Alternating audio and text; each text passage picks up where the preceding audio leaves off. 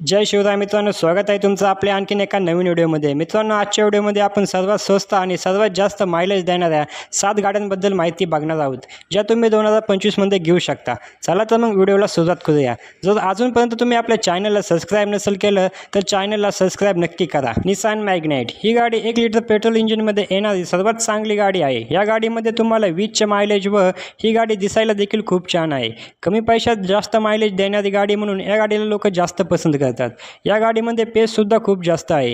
या गाडीची किंमत 6,70,000 पासून चालू होते। टोयोटा ग्लांजा ही गाडी 1.2 लिटर पेट्रोल व CNG मध्ये येते।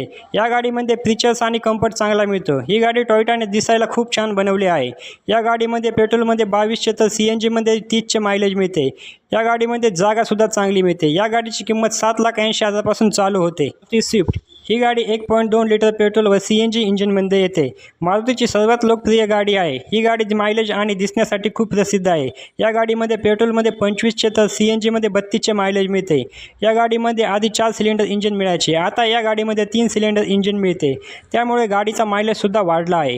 या गाडीची किंमत 6,90,000 पासून चालू होते। मारुती बलेनो या गाडीमध्ये 1.2 लिटर पेट्रोल व CNG या इंजिनमध्ये ही गाडी येते। ही मारुतीची प्रीमियम हॅचबॅक गाडी आहे। या गाडीमध्ये पॉवरफुल इंजिन व मायलेज सुद्धा चांगले मिळते।